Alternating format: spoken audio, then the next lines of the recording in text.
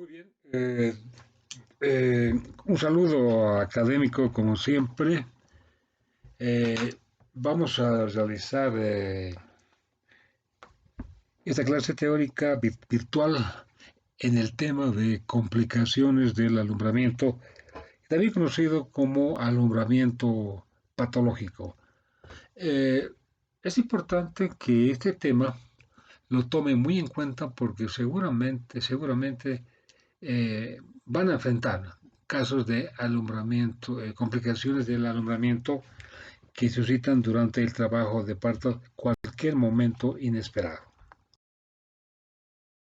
De esta manera es importante que a manera de introducción conozcan ustedes que el alumbramiento es el tercer periodo del trabajo de parto y que potencialmente está propenso a condicionar complicaciones, especialmente por hemorragia. Y la hemorragia posparto o la hemorragia del alumbramiento puede condicionar el riesgo de mortalidad materna. Recordar también de que la primera causa de muerte materna es por hemorragia. El riesgo entonces se incrementa cuando se subestima la importancia de una conducta correcta y el control clínico obstétrico. ¿Qué cosa quiero decir con esto? Que cuando estemos atendiendo un parto debemos tener presente de que puede suscitarse cualquier momento en la atención del parto, del alumbramiento, complicaciones del alumbramiento, traducidos especialmente en pérdida sanguínea, en hemorragia posparto que puede condicionar mortalidad materna. Recordando nuevamente que la hemorragia es la primera causa de muerte materna en nuestro medio. Entonces, para no llegar a estas complicaciones o si estamos frente a las complicaciones, tenemos que también tener en cuenta la prevención de la hemorragia postparto. ¿Qué cosa quiere decir esto? Que debemos llegar al final del embarazo con una hematocrito, con una hemoglobina adecuada. O sea, esto quiere decir que no podemos condicionar al final del embarazo que la paciente llegue con anemia. Por lo tanto, la hemoglobina debe estar en valores entre 14 y 16 miligramos por decilitro. Debemos condicionar hidratación durante el trabajo de parto, es decir, que la paciente durante las horas del trabajo de parto, ya que condiciona un desgaste energético, debe consumir líquidos de una dieta líquida rica en glucosa, por ejemplo.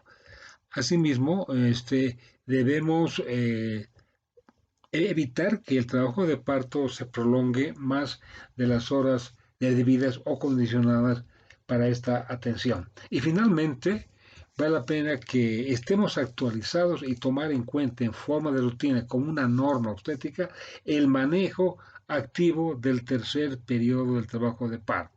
Entonces, tener una hemoglobina y un hemocroquito adecuados, normales, previene las hemorragias posparto. Una dieta hídrica adecuada, un trabajo de parto que no sea prolongado más de lo estipulado y el manejo activo del tercer periodo de parto condicionan una forma de prevención para evitar la mortalidad materna durante la atención del mismo. Bien, ¿cuáles son entonces las complicaciones del alumbramiento que tenemos que conocer como médicos generales y especialistas? En primer lugar está la retención de la placenta, la retención de retos placentarios y de las membranas ovulares. La tonía uterina, la pongo en mayúscula, la tonía uterina porque es la causa más frecuente de complicaciones del alumbramiento por hemorragia, como vamos a ver más adelante. La inversión aguda del útero o inversión uterina es una complicación muy importante que la vamos a ver también más adelante. Y la hemorragia postparto para condicionar el manejo y el enfoque de resolución en estos casos. Entonces, La retención de la placenta y de las membranas ovulares. Sabemos que el proceso de alumbramiento no debe durar más de 30 minutos. En ausencia de hemorragia no se produce el alumbramiento. Entonces, ¿qué cosa quiere decir?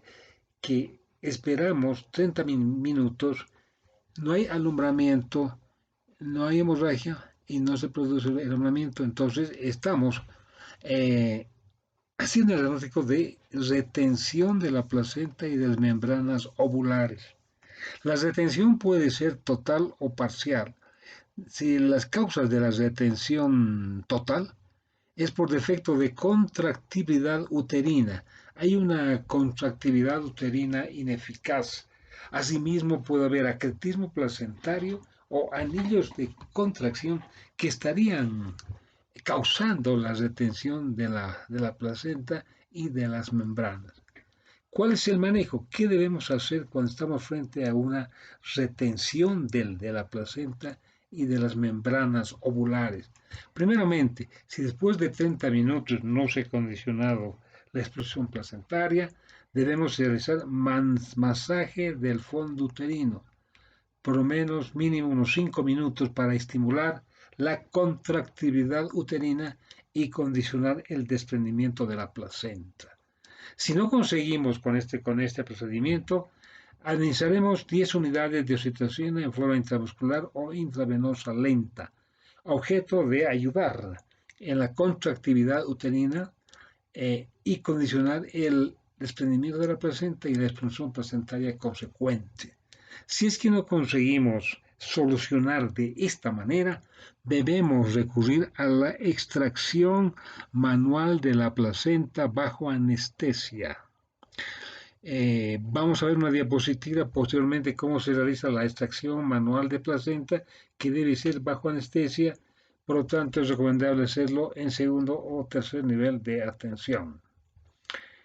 Si estamos en atención primaria y no conseguimos resolver la retención placentaria, entonces debemos referir con venoclisis, o sea, suero fisiológico más 20 unidades de oxitocinas a un segundo o tercer nivel de atención. La paciente debe ser referida cuando fallan estos métodos, estas formas, estas conductas de resolución. Para llegar a un segundo o tercer nivel, debemos enviarlo a la paciente con suero fisiológico más 20, suero fisiológico 1000 cc más 20 unidades de oxitocina.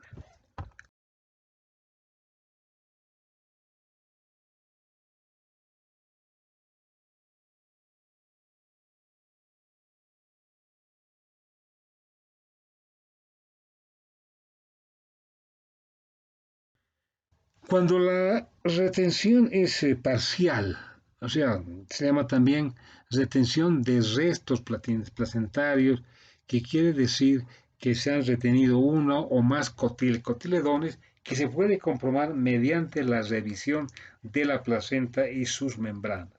¿Cuáles son las causas? Son las mismas que de la retención placentaria y sobre todo maniobras inadecuadas durante el alumbramiento, como ser la maniobra de Credé.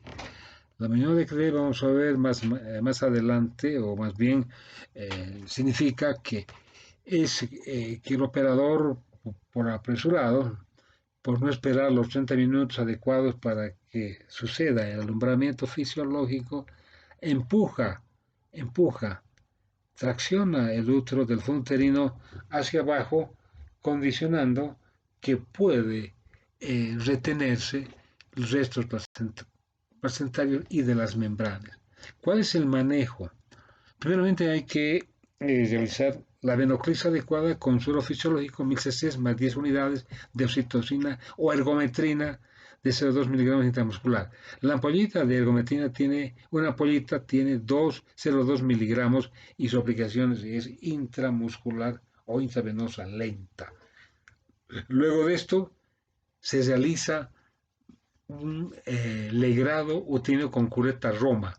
El segundo paso sería legrado uterino con cureta Roma, depinar y finalmente, si no se soluciona de esta manera, se debe referir a la paciente a un segundo o tercer nivel de atención con la venoclisis recomendada, suero fisiológico más 20 unidades de oxitocina diluida en venoclisis y condicionar su referencia. En la retención de solamente membranas ovulares que se puede detectar cuando uno examina la placenta después del alumbramiento, el manejo es el mismo que en la retención de restos placentarios.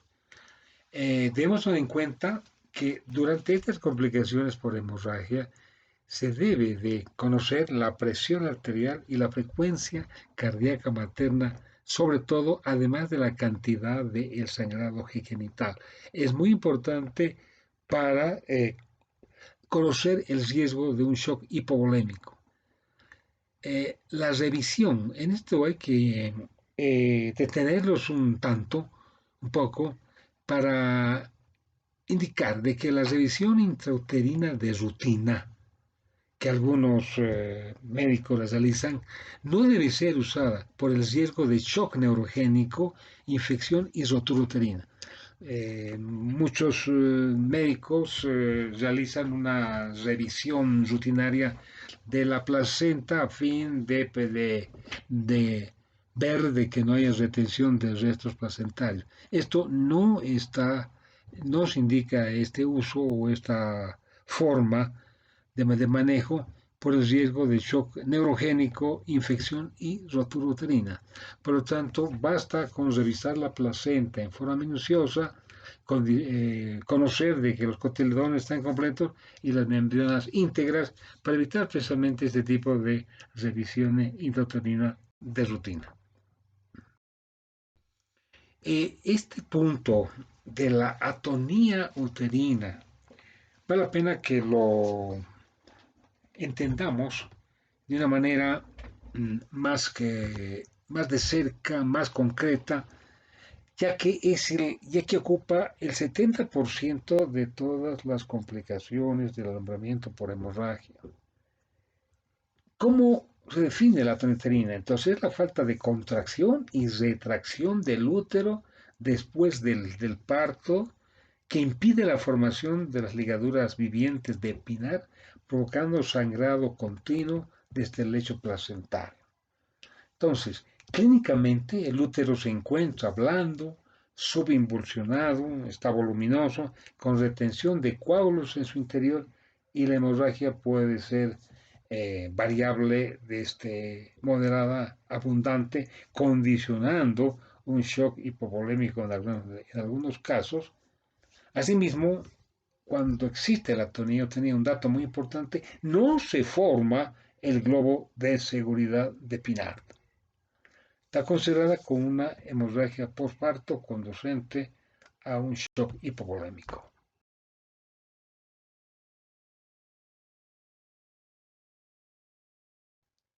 ¿Cuáles son las causas? ¿Por qué sucede la atonía uterina? Las causas predisponentes es cuando el útero está sobredistendido. Entonces, ¿qué situaciones condicionan la sobredistensión del útero? Está la macrosomía, el polidramios, las pacientes añosas, grandes multíparas, trabajo de parto prolongado, corioamionitis por ruptura prematura de membranas, son causas predisponentes que pueden condicionar la atonía uterina. ¿Cuál es el manejo? ¿Qué debemos hacer? ¿Qué debemos hacer frente a la atonía uterina?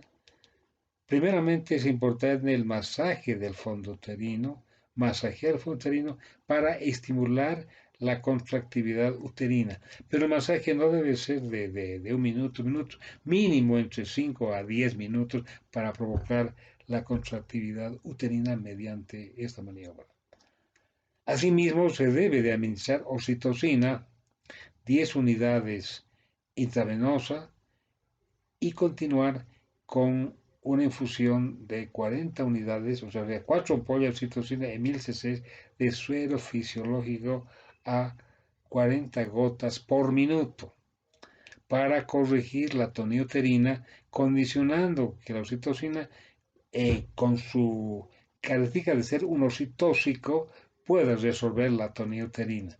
Si no se resuelve mediante el uso de este fármaco, recurriremos a otro fármaco que es la metilergonobina, una ampolla que contiene 0,2 miligramos de metilergonobina aplicados intramuscular o intravenosa lenta.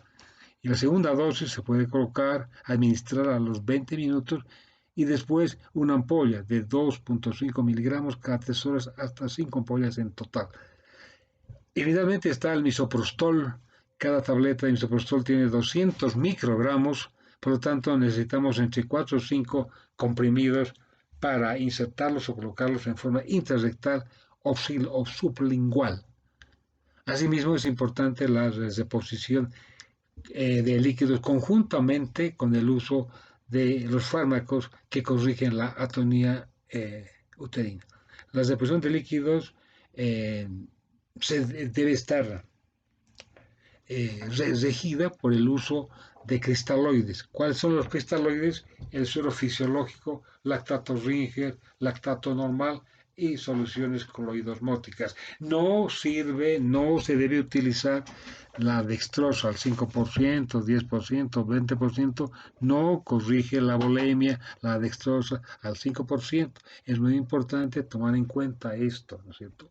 Ahora, ¿por qué la oxitocina es de primera línea? ¿Por qué el metergin de segunda y el misoprostol de tercera línea?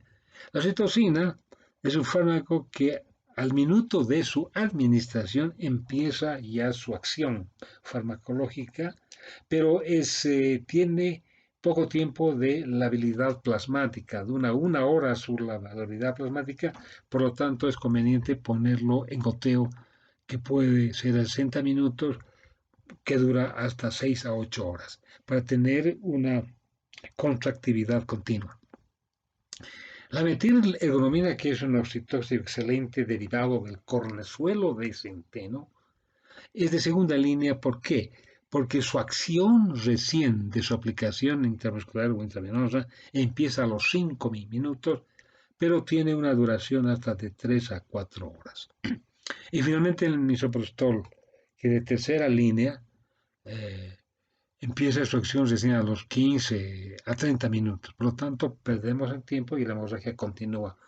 Sin embargo, podemos usar los 3 fármacos con una simbiosis adecuada y de esta manera corregir la atonía uterina mediante el uso de estos fármacos, que son importantes que lo tomen en cuenta y tengan en su arsenal farmacológico siempre que atiendan un par.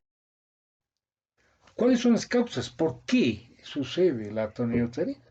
Las causas predisponentes es cuando el útero está sobredistendido. Entonces, ¿qué situaciones condicionan la sobredistensión del útero?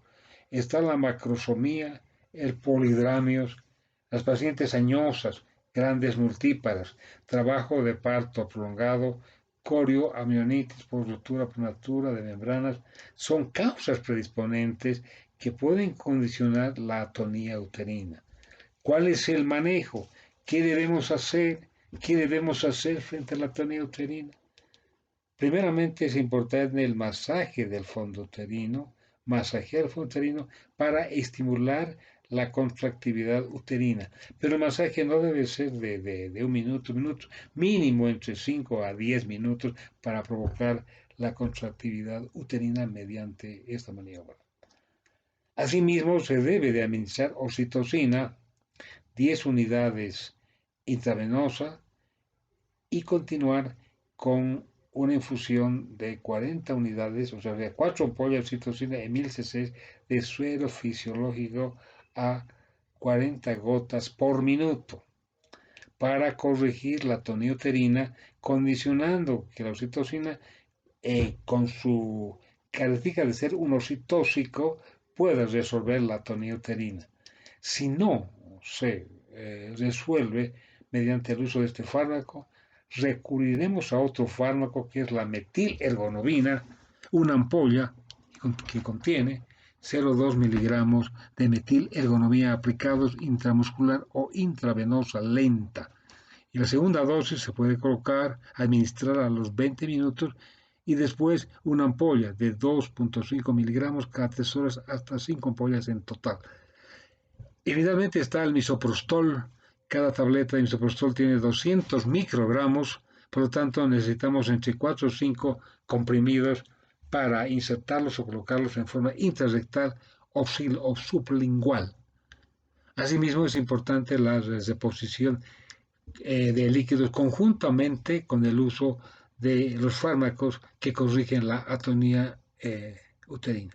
La reposición de líquidos debe estar regida por el uso de cristaloides. ¿Cuáles son los cristaloides? El suero fisiológico, lactato Ringer, lactato normal y soluciones coloidosmóticas. No se debe utilizar la dextrosa al 5%, 10%, 20%, no corrige la bulimia, la dextrosa al 5%.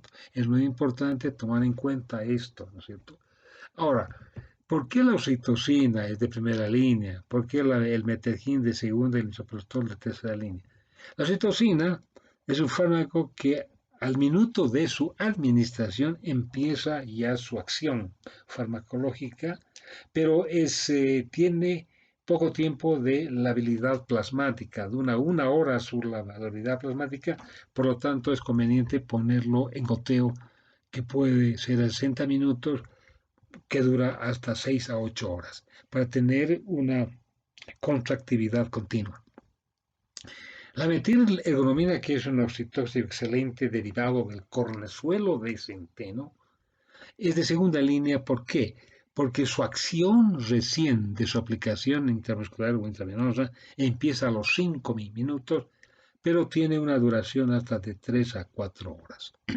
Y finalmente el misoprostol, que de tercera línea, empieza su acción recién a los 15 a 30 minutos. Por lo tanto, perdemos el tiempo y la hemorragia continúa. Sin embargo, podemos usar los 3 fármacos con una simbiosis adecuada y de esta manera corregir la atonía uterina mediante el uso de estos fármacos, que son importantes que lo tomen en cuenta y tengan en su arsenal farmacológico siempre que atiendan un par. ¿Cuáles son las causas? ¿Por qué sucede la atonía uterina? Las causas predisponentes es cuando el útero está sobredistendido. Entonces, ¿qué situaciones condicionan la sobredistensión del útero? Está la macrosomía, el polidramios, las pacientes añosas, grandes multíparas, trabajo de parto prolongado, corioamionitis por ruptura prematura de membranas, son causas predisponentes que pueden condicionar la atonía uterina. ¿Cuál es el manejo? ¿Qué debemos hacer? ¿Qué debemos hacer frente a la atonía uterina? Primeramente es importante el masaje del fondo uterino, masajear el fondo uterino para estimular la contractividad uterina. Pero el masaje no debe ser de un minuto, mínimo entre 5 a 10 minutos para provocar la contractividad uterina mediante esta maniobra. Asimismo, se debe de administrar oxitocina, 10 unidades intravenosa, y continuar con una infusión de 40 unidades, o sea, de 4 ampollas de oxitocina en 1000 cc de suero fisiológico a 40 gotas por minuto, para corregir la atonía uterina, condicionando que la oxitocina, con su característica de ser un oxitóxico, pueda resolver la atonía uterina. Si no se resuelve mediante el uso de este fármaco, recurriremos a otro fármaco, que es la metilergonomina, una ampolla que contiene 0,2 miligramos de metilergonomina aplicados intramuscular o intravenosa lenta. Y la segunda dosis se puede administrar a los 20 minutos, y después una ampolla de 2.5 miligramos cada 3 horas hasta 5 ampollas en total. Y finalmente está el misoprostol. Cada tableta de misoprostol tiene 200 microgramos, por lo tanto necesitamos entre 4 o 5 comprimidos para insertarlos o colocarlos en forma intrarrectal o sublingual. Asimismo, es importante la reposición de líquidos conjuntamente con el uso de los fármacos que corrigen la atonía uterina. La deposición de líquidos debe estar regida por el uso de cristaloides. ¿Cuáles son los cristaloides? El suero fisiológico, lactato Ringer, lactato normal y soluciones coloidosmóticas. No sirve, no se debe utilizar la dextrosa al 5%, 10%, 20%, no corrige la bulimia, la dextrosa al 5%. Es muy importante tomar en cuenta esto, ¿no es cierto?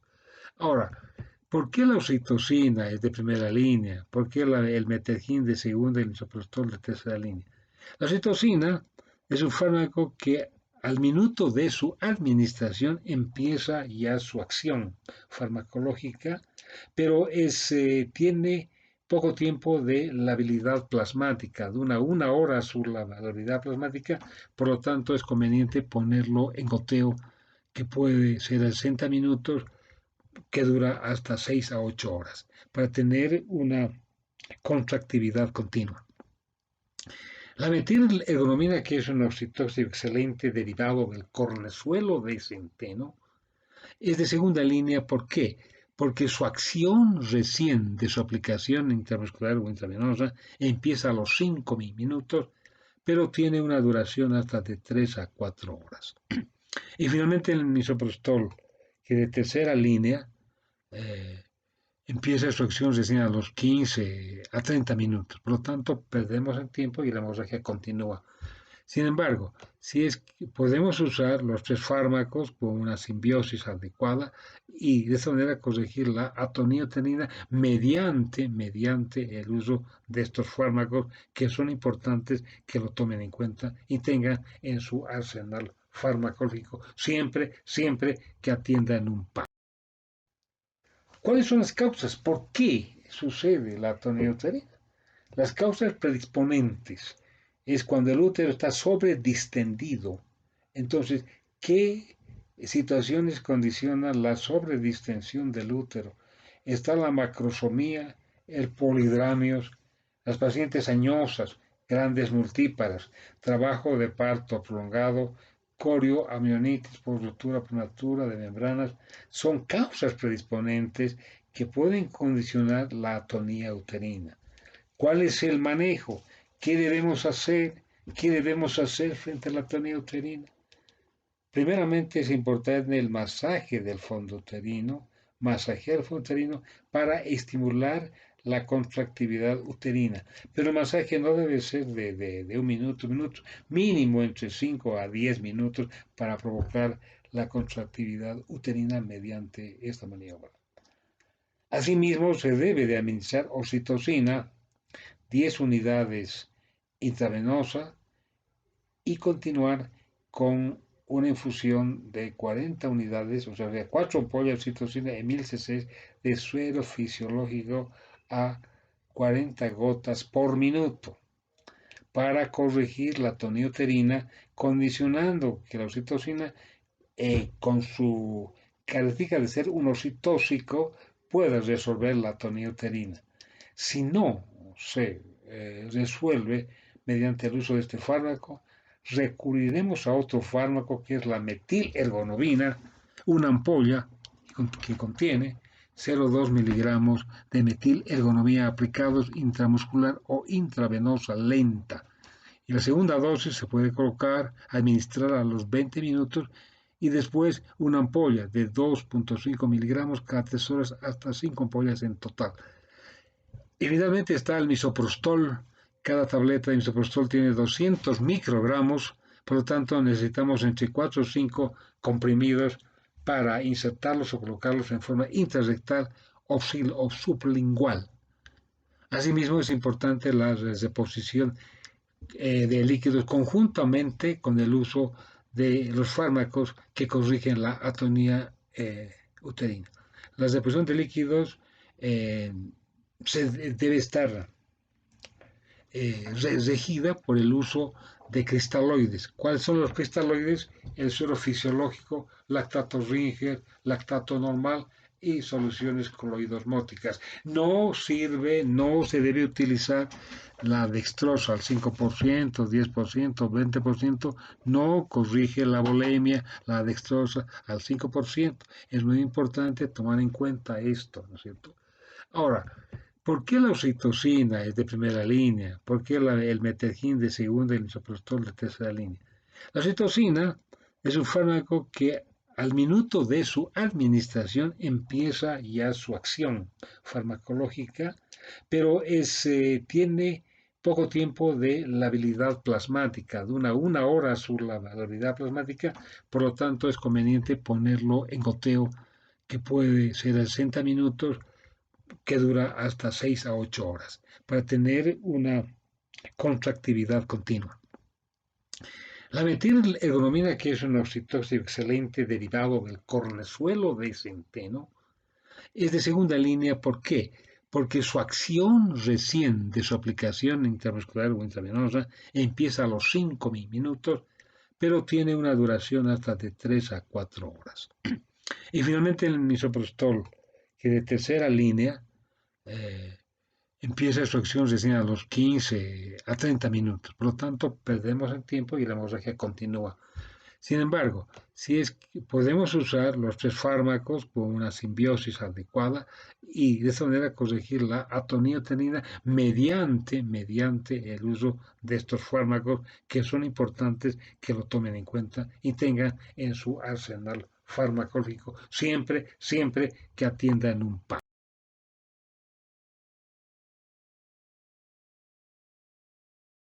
Bien. Si no conseguimos corregir la atoniotenía mediante los fármacos citados, tenemos que proceder al uso de al uso de otros mecanismos de solución. Por lo tanto, está el famoso balón de Bacri, que significa o que su principio es el taponamiento uterino hidrostático. Lo vamos a ver en una diapositiva para explicarles mejor. El uso del condón masculino o el guante estéril con sonda de Foley es una forma de asemejar o de condicionar el mismo principio del tapontamiento uterino hidrostático en el balón de Bacri. Otra forma mecánica de corrección es la compresión bimanual uterina, y en todas estas maniobras se debe usar antibióticos profilácticos en forma endovenosa, ya sea amoxicilina, gentamicina o metronidazol. Por ejemplo, amoxicilina 2 gramos profilácticos STAT, gentamicina 80 miligramos STAT o metronidazol 500 miligramos STAT. Bien. Si no conseguimos corregir la atoniotenía mediante los fármacos citados, tenemos que proceder al uso de al uso de otros mecanismos de solución. Por lo tanto, está el famoso balón de Bacri, que significa o que su principio es el taponamiento uterino hidrostático. Lo vamos a ver en una diapositiva para explicarles mejor. El uso del condón masculino o el guante estéril con sonda de Foley es una forma de asemejar o de condicionar el mismo principio del tapontamiento uterino hidrostático en el balón de Bacri. Otra forma mecánica de corrección es la compresión bimanual uterina, y en todas estas maniobras se debe usar antibióticos profilácticos en forma endovenosa, ya sea amoxicilina, gentamicina o metronidazol. Por ejemplo, amoxicilina 2 gramos profilácticos STAT, gentamicina 80 miligramos STAT o metronidazol 500 miligramos STAT.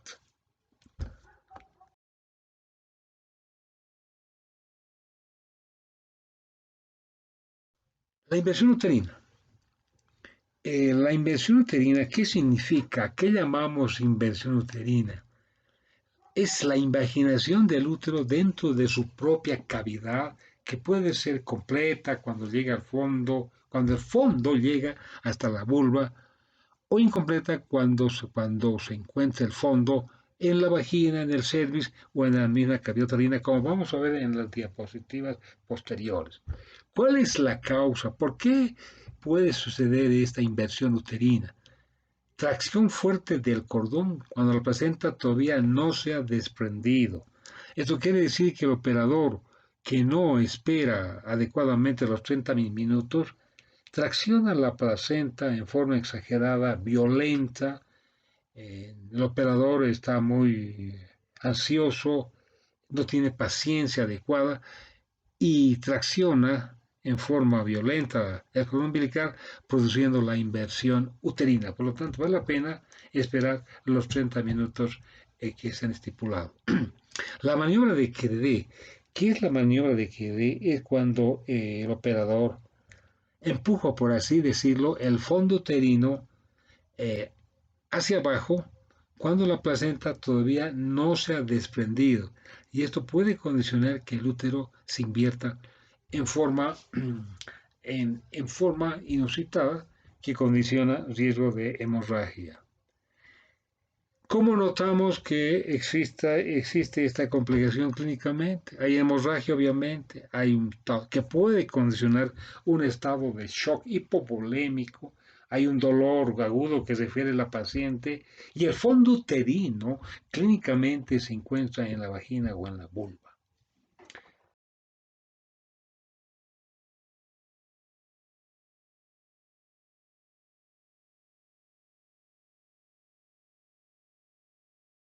Lógicamente que esta situación se debe de corregir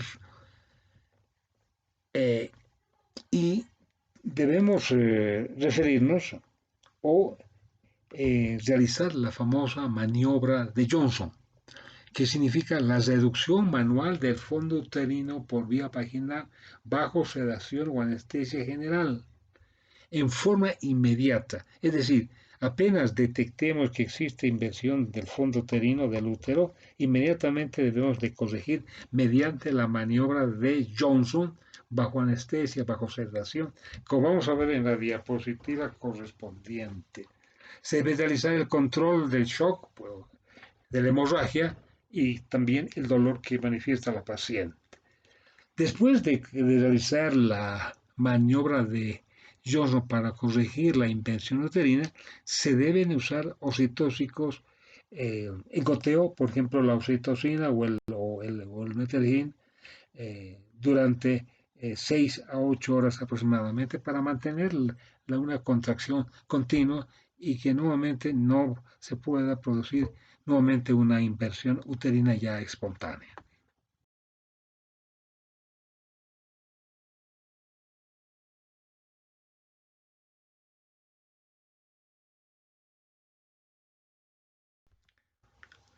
Eh, Todas estas situaciones que hemos explicado, estas complicaciones del momento, ¿a qué nos van a conducir? A la hemorragia postparto. La hemorragia postparto que se conoce con las abreviaturas de HPP. Por lo tanto, la hemorragia postparto se define como la pérdida estimada mayor a 500 centímetros cúbicos después de un parto vaginal o mayor a 1 litro o 1000 cc después de la cesárea cuando el descenso del hematocrito está en 10% previa al parto. Vale decir que durante la atención del parto se debe perder fisiológicamente entre 300 y 500 centímetros cúbicos de sangre. Si es mayor a 500 o más de 1000 cesárea, estamos diagnosticando entonces una hemorragia postparto que también estaría condicionada por el descenso de macrotito en un 10% previa al parto. Concomitantemente con esto, en los últimos 10 años se ha condicionado el famoso manejo del código rojo precisamente para corregir la hemorragia postparto. Por lo tanto, el código rojo se lo conoce como un modelo institucional hospitalario para la atención sistemática con el equipo de choque hipovolémica en la hemorragia postparto. Es decir, que el código rojo está construido por un grupo en salud, el obstetra, el médico, enfermeras, anestesiólogos, residentes, hasta el camillero, que cada uno tiene su sitio o su función que está coordinada por el médico tratante, objeto de corregir la hemorragia obstétrica y evitar el shock hipovolémico que nos llevaría a una muerte materna. Código rojo entonces es más tributario en su realización de un segundo y más que todo en tercer nivel de atención.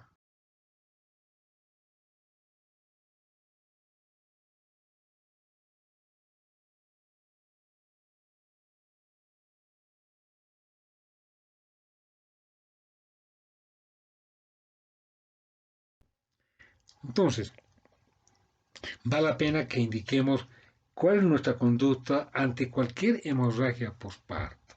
Primeramente, como médicos debemos de tener una actitud serena y pedir la colaboración de todo el personal que está en las salas de partos. Asegurar dos vías periféricas más bien, en los dos brazos, con bránulas de calibre grueso, 14, 16 y 18, para poder reponer líquidos en forma más efectiva. La reposición de líquidos con soluciones cristaloides es importante para evitar el choque hipovolémico o para solucionar el choque hipovolémico. Y hemos dicho que las soluciones cristaloides son lo fisiológico, el Ringer lactato, el Ringer normal, y también podemos recurrir a las sustancias o a las soluciones coloidosmóticas, y si tuviéramos sangre mejor. Esto quiero decir que lo que tenemos a mano son las soluciones cristalinas, que es lo primero que tenemos que usar, porque no tenemos sangre en ese momento, entonces vale la pena recordar esto, pero con infusiones bajo calibre grueso para que la reposición sea más efectiva. Asimismo, el manejo simultáneo con los medicamentos que ya hemos indicado, los oxitóxicos, la oxitocina, la metilegonobina o el metergin, el misoprostol en su momento, ¿no es cierto? Y los antibióticos. Monitorización, obviamente, de signos vitales, en especial la frecuencia cardíaca materna y la presión arterial. La saturación de oxígeno es muy importante, que debe estar entre 90 y 95%. Debemos tener una sonda Foley para condicionar el control de la diuresis, que no debe ser, la diuresis oral debe ser mayor o igual a 20 mililitros por hora, porque si está a menos de 30 mililitros podemos estar frente a una oligurio o una anuria, que es otro signo importante para el shock hipovolémico o la insuficiencia renal aguda.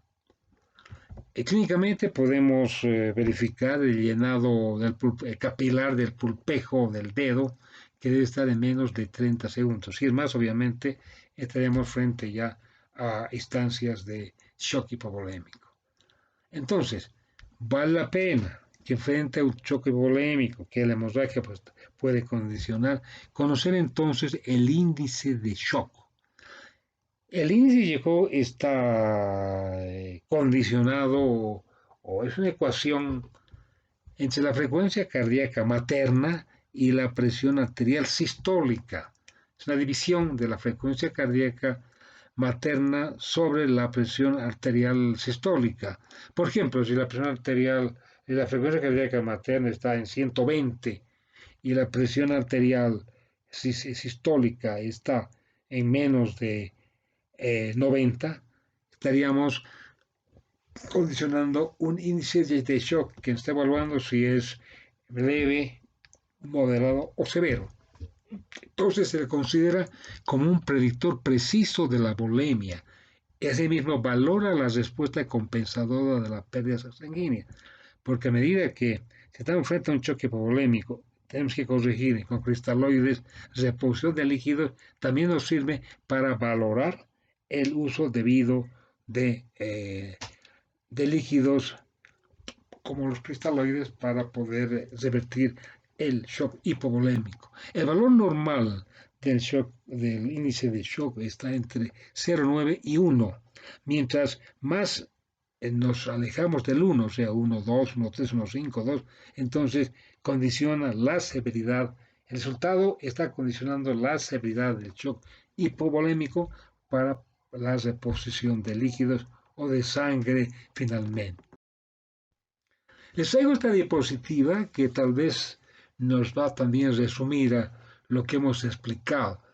En algunas publicaciones esta hemorragia postparto está sintetizada en las famosas 4 T's del tono, trauma, tejido y trombos.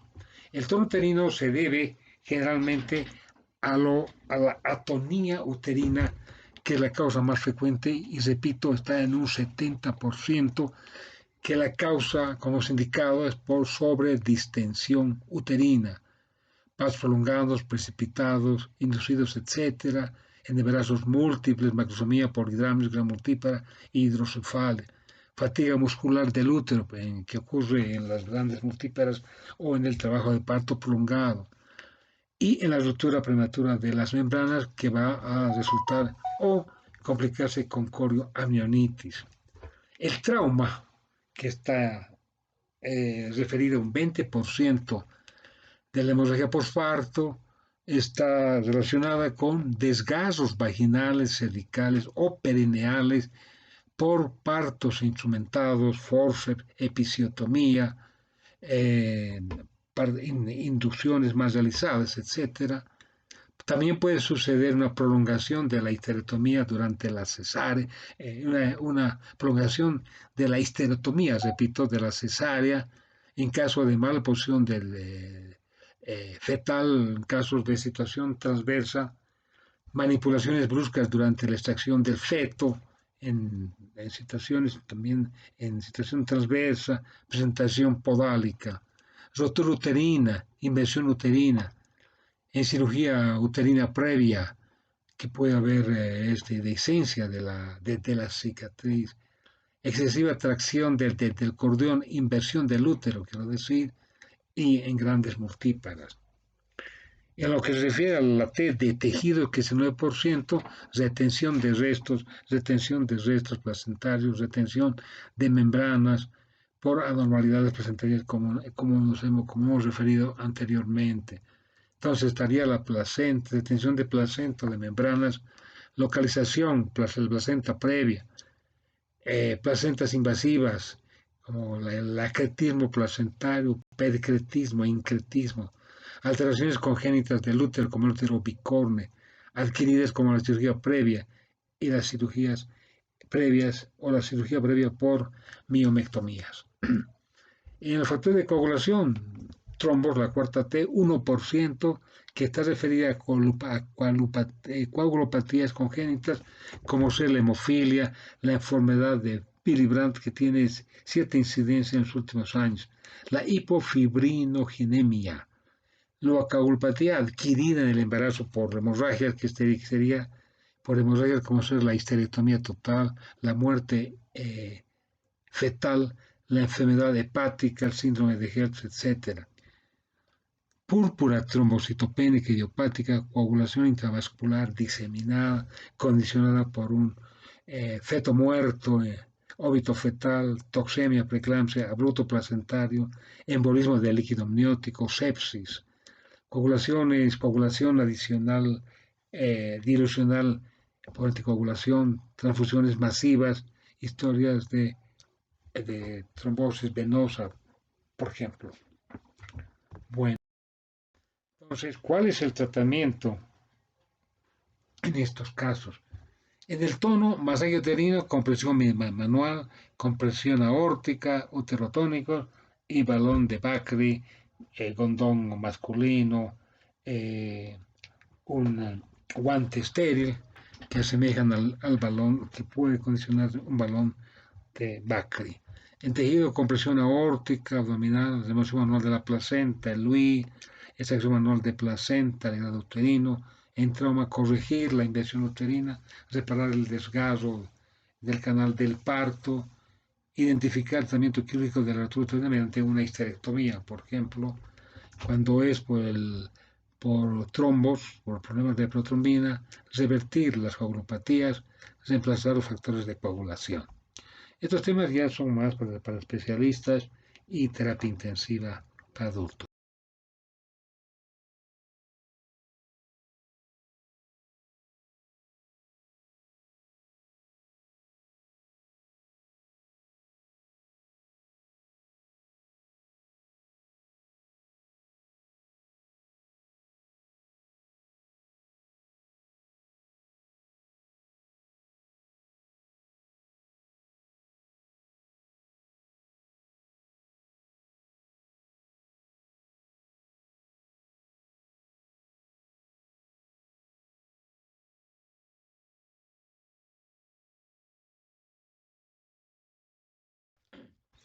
Estas diapositivas que estoy mostrando es importante cómo se realiza la extracción manual de placenta. Entonces, la mano diestra del operador penetra en el útero, identifica la placenta y realiza la extracción manual de placenta desprendiendo desde el fondo uterino en sentido contrario a las manecillas del reloj. Y la mano izquierda en este caso comprime el fondo uterino para ayudar en la extracción manual de la. Otra diapositiva que también muestra la extracción manual de la placenta con el mismo principio técnico que ya les expliqué. También podemos realizar una extracción manual de placenta traccionando el cordón en la cavidad uterina, tomando con otra mano el fondo uterino para ayudar y fijar el fondo y poder ayudar en la extracción manual de la placenta mediante la extracción por el cordón umbilical. Esta diapositiva nos muestra la inversión uterina y la aplicación o la conducta mediante la maniobra de Johnson. Aquí vemos en la primera diapositiva cómo el fondo del útero está por fuera de los genitales externos, entonces se aplica la maniobra de Johnson tomando el fondo uterino entre las manos con la mano experta, la mano de mayor confianza para el operador, y se introduce el fondo uterino por la vagina hasta llegar a la cavidad peritoneal. Y cuando ya está en la cavidad peritoneal, se debe realizar un puño para que se forme el fondo del útero y la aplicación de oxitóxicos, como ya hemos indicado, por espacio de 4 a 6 horas en un goteo continuo para evitar de que nuevamente el fondo no se pueda invertir. Esta diapositiva nos muestra el grado de inversión uterina. Eh, Tenemos que el primer grado es cuando la inversión del fondo uterino está en la cavidad uterina. Segundo grado, cuando está a nivel del cervix. Tercer grado en la vagina. Y cuarto grado, cuando ya está por fuera de los genitales.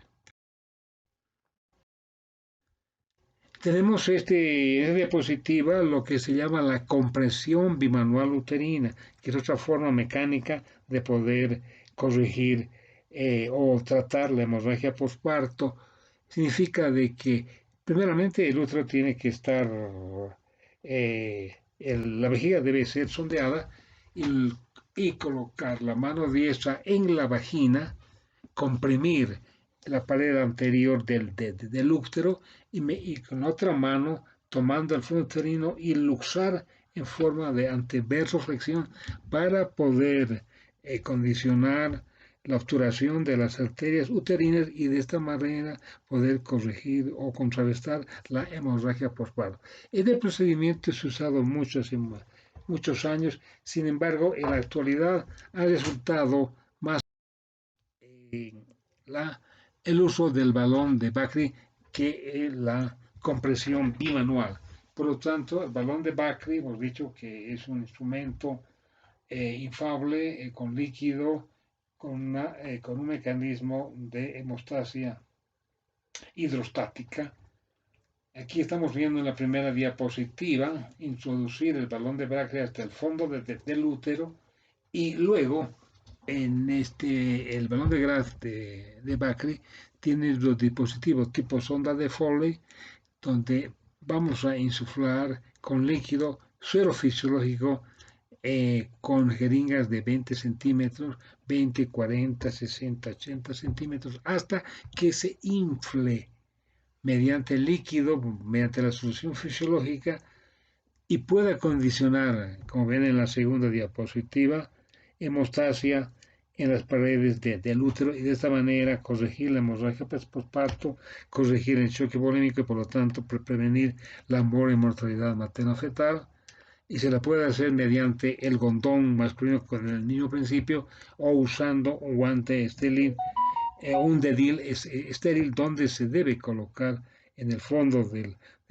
gondón o en el fondo del dedo índice del guante el gondón, la sonda Foley e insuflar 20, igual que la sonda vesical, 20, 40, 60 hasta 306, de manera evitar el sangrado o la hemorragia postparto y corrigiendo el shock hipovolémico.